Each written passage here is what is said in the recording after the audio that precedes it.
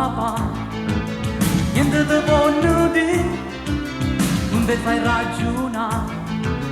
La rabbia dentro te ti assale sempre più, ma io so più perché sei stata nanna tu, ragazza innamorata.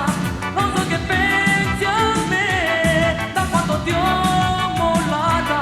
Tu sopra colpa che è stata colpa tua, cara ragazza mia, per la tua gelosia tu ti hai distrutto tu.